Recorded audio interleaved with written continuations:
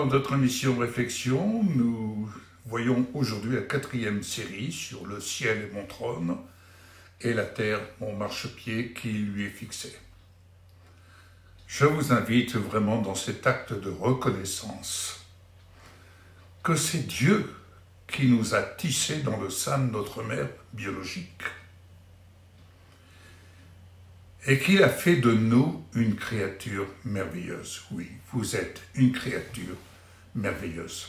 Cependant, séparés de notre Dieu depuis la chute d'Adam et Ève, notre Dieu, notre Créateur, a cherché et il cherche le cœur d'un grand nombre, comme il a cherché notre cœur, afin que nous puissions nous reconnecter avec lui et que nous vivions sa vie, celle qu'il nous offre, de vivre dans sa présence une vie glorieuse. C'est une certitude. Dieu a mis dans le cœur de chacun de nous, de l'homme, la pensée de l'éternité. Il fait toutes choses belles au moment voulu. Et il a mis dans leur cœur et dans le cœur de tout homme la pensée de l'éternité, même si l'homme ne peut pas comprendre l'œuvre que Dieu accomplit du début à la fin. Ecclésiaste 3, verset 11. Alors, que notre attitude soit identique à celle de Jésus-Christ, tout simplement, qui nous offre d'avoir accès dans la présence de Dieu. Il est notre avocat auprès du Père. Philippiens 2, verset 5. Et dans la présence de Dieu, sa paix qui dépasse tout ce que l'on peut comprendre, garde et gardera notre cœur et nos pensées en Jésus-Christ. Oui. Il ne sera pas d'autre nourriture que Jésus-Christ. Il est le pain quotidien. Philippiens 4, verset 7. Sa parole nous dit bien qu'il nous a cherchés. Toutefois, nous avons suivi nos propres voies, détournés de son chemin, de son appel. Et nous nous sommes enfoncés dans des voies pernicieuses, ténébreuses, car chacun d'entre nous, nous étions errants dans le séjour des morts où la vie spirituelle, sans fondement, n'est que néant. Nous étions errants. J'étais quelqu'un d'errant, comme un aveugle qui ne voit pas, comme un sourd qui n'entend pas. Oui, nous sommes tous à la même enseigne, en tant qu'humains, séparés de Dieu, je parle. Et chacun mène sa vie stérile. Et personnellement, je menais cette vie stérile, le foyer en perdition, dans les turbulences de ce monde sans Dieu. Toutefois, je me souviens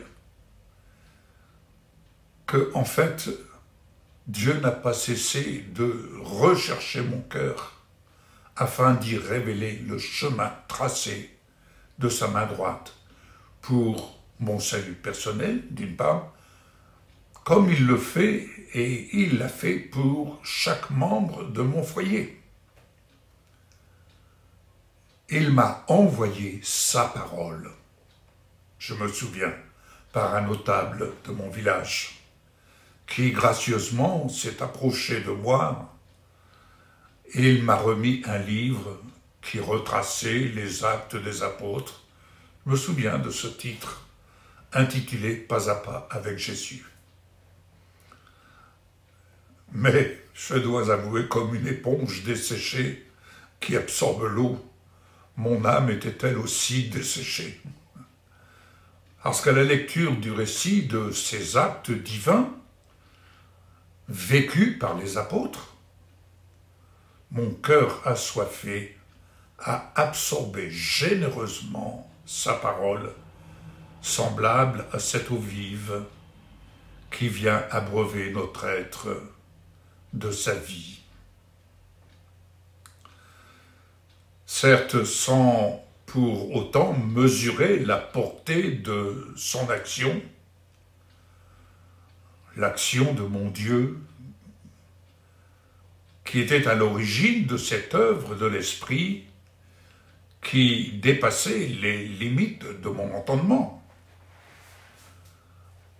Je dois reconnaître, après avoir dévoré la lecture du contenu de ce livre saint, je dois reconnaître l'avoir recherché à mon tour. Oui, parce que si Dieu a cherché mon cœur, il m'est arrivé alors à mon tour de le rechercher pour marcher à la suite de mon Sauveur, Jésus-Christ. Oui, le désir de le rencontrer, de le connaître, et surtout de connaître l'auteur du contenu de ce livre qui relatait et qui relate l'histoire vivante des actes des apôtres avec Jésus-Christ. C'était semblable à un feu qui brûlait en moi, je me souviens, et qui ne se consumait point. C'est alors que très tôt, dans cette traversée, je traversais une forêt pour aller à mon travail, vers 4 heures du matin, en ce mois de juillet 67, où j'allais rejoindre l'équipe de la relève sur mon lieu de travail. Je me souviens que traversant sur ma bicyclette cette forêt, j'ai crié à mon Dieu avec force. Si tu existes, mon Dieu, manifeste-toi dans ma vie. C'était vraiment un appel au secours. C'était un appel au secours. Il n'y avait que les animaux sauvages tapis dans les forêts qui pouvaient entendre mon cri, mon appel avec toute l'énergie physique synchronisée qui se déployait avec force sur ma bicyclette parce que j'allais vite. Aussi synchronisée a été la réponse qui s'est manifestée divinement de l'intérieur de mon être, tel un barrage qui se brise et son eau qui se déverse avec puissance dans la vallée. L'œuvre de son esprit a jailli avec puissance, tel ce fleuve venant immerger tout mon être, esprit, âme et corps, au point que ma bouche se mit à exprimer des mots en des langues inintelligibles. Cela me rappelle cette parole. Mon cœur brûlait au fond de moi. Mes pensées étaient comme un feu brûlant, et la parole est venue sur ma langue. Psaume 39, verset 4. Et cette autre parole, il a ouvert le rocher et de l'eau a coulé. Elle s'est déversée comme un fleuve dans les lieux arides. Psaume 105, verset 41. Que dit-elle donc? La parole est tout près de toi, dans ta bouche et dans ton cœur. Or, cette parole est celle de la foi que nous prêchons, Romains 10, verset 8. Oh, gloire à Dieu! Gloire à Dieu pour ces temps que j'ai eu la grâce de vivre avant de fonder mon foyer. Puis il me montra le fleuve d'eau de la vie limpide comme du cristal qui sortait du trône de Dieu et de l'agneau. Apocalypse 22, verset 1er. Je me souviens que ce qui ressemblait à de l'ivresse, sans alcool, me procura une joie venant d'un autre monde qui n'avait rien de commun avec ce monde terrestre. Je me souviens, dans la traversée de cette forêt, je venais d'y trouver mon trésor. D'ailleurs, les 8 heures continues de mon travail dans l'environnement bruyant des machines me favorisèrent de rester ancré dans cet environnement spirituel où ma bouche semblait ne point se lasser de laisser jaillir ce fleuve d'eau vive, exprimant ces mots en langue inintelligible, ô combien édifiant pour mon âme. C'était un rafraîchissement. La décision qui en découla dans mon cœur, attaché à un amour naissant avec Michel, fut le désir brûlant de fonder, il est vrai, mon foyer dans l'amour de Christ. L'intention était bonne.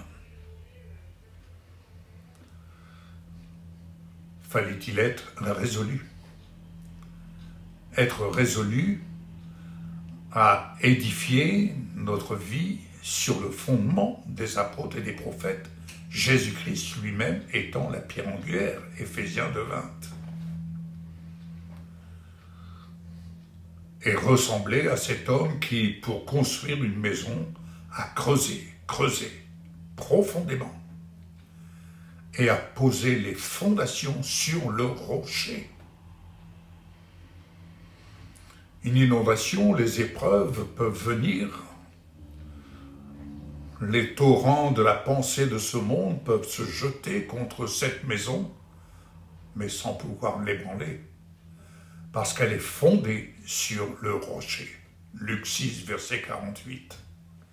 Toutefois, je dois reconnaître le manque de matériaux, de connaissances, de pratiques pour construire notre foyer hors de la conception erronée de ce monde, dit le séjour des morts. Aucune vie spirituelle émanant de l'Esprit de Dieu ne subsistait autour de nous. Alors en fait, j'étais comme dans un désert. Toutefois, mon trésor subsistait en moi. Mais où m'orienter? Comment pratiquer? Explorer cette vie qui venait de se déverser dans mon être, à en déborder avec l'espérance de partager cette vie avec Michel. Nous avons, Michel et moi, traversé 10 années de galère, submergés, poursuivis par les œuvres de ténèbres. Qui nous en délivrera? Qui pouvait nous en délivrer? C'est bien cette parole, malheureux être humain que je suis, qui me délivrera de ce corps de mort? Romains 7, 24. Et encore, les liens de la mort m'avaient enserré, et les torrents dévastateurs m'avaient épouvanté. Les liens du séjour des morts m'avaient entouré. Les pièges de la mort m'avaient surpris. Psaume 18, versets 5 à 6. Mais c'est une certitude. Le Seigneur me délivrera de leurs assauts et me rendra la paix. Car ils sont nombreux contre moi. Psaume 55, verset 19. Loué soit l'Éternel. J'ai crié à lui et j'ai été délivré de mes ennemis. Dans ma détresse, j'ai fait appel à l'Éternel, bien entendu. J'ai crié à mon Dieu. Et de son palais, il a entendu ma voix. Mon cri est parvenu à ses oreilles. Il est intervenu d'en haut. Il m'a pris, il m'a retiré des grandes eaux qui étaient en train de m'engloutir. Il m'a délivré de mon adversaire puissant, de mes ennemis, qui étaient plus forts que moi, oui. C'est ce que nous dit le psalmiste 18, 4, versets 7 et 17 et 18. Mais avec lui, avec mon Seigneur, avec mon Dieu, je me précipite sur une troupe armée et je franchis une muraille. Les voies de Dieu sont parfaites, la parole de l'Éternel est pure. Il est un bouclier pour tous ceux qui se confient en lui. Il est un bouclier pour vous qui vous confiez en lui. Faites-le, bien-aimés, je vous y invite. Psaume 18, versets 30 à 31. Parce qu'en définitive, Dieu a cherché mon cœur, mais ensuite il a cherché le cœur de notre foyer pour y faire sa demeure. Et dans toute cette galère, c'est ce qu'il cherchait. Mais aveugle, sourd, il faut vraiment l'action divine d'en haut pour comprendre. En l'occurrence, il m'avait déjà révélé son trésor. Mais jusqu'au jour où, 10 ans plus tard, il a envoyé, béni soit le Seigneur, il a envoyé son jeune serviteur, je salue au passage son serviteur Jean-Michel Panier, que certains d'entre vous connaissent. Oui, c'est lui qui est venu nous annoncer la bonne nouvelle de Jésus-Christ, ressuscité et glorifié. Il a fait 80 km envoyé par le Seigneur pour venir frapper uniquement à notre porte. Ouais. L'œuvre de sa parole s'est alors manifestée avec puissance, brisant les chaînes de ténèbres qui nous retenaient en captivité dans la maladie, la disette, l'obscurantisme. Notre cœur séparé de l'amour de Dieu, tout en ayant goûté du contenu révélé de ce trésor présent dans mon cœur, duquel nous n'arrivions pas à puiser de son eau vive si abondante. Comprenez que, comme ceux qui habitent dans les ténèbres et l'ombre de la mort sont prisonniers de la misère et des chaînes, Psaume 107, verset 10, nous étions comme eux. Mais dans sa grâce, par sa force, Dieu dompte la mer. Par son intelligence, il en brise l'orgueil. C'est ce qui nous est dit dans Job 26, verset 12. En effet, Dieu désaltère celui qui est fatigué, et il rattasie tous ceux qui dépérissent. Jérémie 31, verset 25. Parce que vraiment, il a désaltéré les assoiffés, comme moi, comme Michel et tant d'autres. Il nous a comblés de bien, nous les affamés. Psaume 107, verset 9. N'oubliez pas, bien-aimés, que Dieu est près de ceux qui ont le cœur brisé. Et il sauve ceux qui ont l'esprit abattu. Psaume 34, verset 19. Alors, une fois le cœur libéré, abreuvé de l'eau vive d'en haut, notre vie est devenue fertile du fruit de l'Esprit de Dieu. La vie de la foi est une vie qui se pratique si nous désirons en goûter le fruit de l'Esprit. À défaut de cela, c'est une foi morte, bien entendu. Mais notre vue est devenue capable de visionner notre chemin de foi, à défricher, à ensemencer par la pratique des promesses de Dieu, qui sont des semences vivantes. Nous avons été en capacité d'apprendre à entendre en notre cœur la voix du bon berger. Jésus-Christ ayant établi sa demeure en nous. Alléluia. C'est là que par lui s'établit le dialogue avec notre Père pour vivre par grâce selon sa volonté et non notre volonté. Christ en nous, l'espérance de la gloire. Sa parole nous dit « Je suis l'Éternel, votre Dieu, qui vous ai fait sortir d'Égypte, qui vous ai tiré de l'esclavage. J'ai mis un terme à l'oppression qui pesait sur vous. Je vous ai fait marcher la tête haute. Ah, Lévitique 26, verset 13. En effet, là où est notre trésor, là aussi sera notre cœur. Matthieu 6, verset 21. Où est votre trésor, bien-aimé?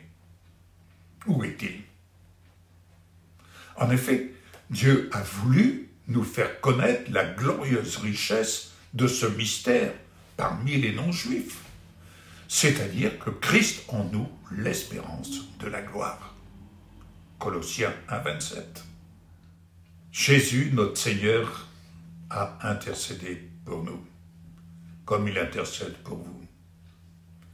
Quand il dit « Je ne prie pas pour eux seulement, mais encore pour ceux qui croiront en moi à travers leur parole, afin que tous soient un comme toi, Père, tu es en moi, et comme je suis en toi, afin qu'eux aussi soient un en nous, pour que le monde croie que tu m'as envoyé.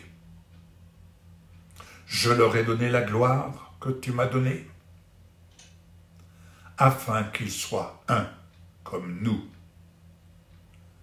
sommes un, moi en eux et toi en moi, afin qu'ils soient parfaitement un et qu'ainsi le monde reconnaisse que tu m'as envoyé et que tu les as aimés comme tu m'as aimé. Et il dit encore cette merveilleuse prière. Père, je veux que là où je suis, ce que tu m'as donné soit aussi avec moi, afin qu'ils contemplent ma gloire. La gloire que tu m'as donnée, parce que tu m'as aimé avant la création du monde. Et il dit encore ceci, Père juste, le monde ne t'a pas connu, mais moi, je t'ai connu. Et ceux-ci ont reconnu que tu m'as envoyé. Et je leur ai fait connaître ton nom, et je le leur ferai connaître encore, afin que l'amour dont tu m'as aimé soit en eux, et que moi je sois en eux. Jean 17, versets 20 à 26. N'est-ce pas merveilleux? C'est ainsi que notre foyer, notre vie, a été fondée, et elle est fondée sur le rocher. Jésus-Christ, corps glorifié désormais. Qu'il en soit ainsi pour vous, bien-aimés. Soyez bénis, et je vous dis à une prochaine émission. À bientôt, et bon courage. Au revoir.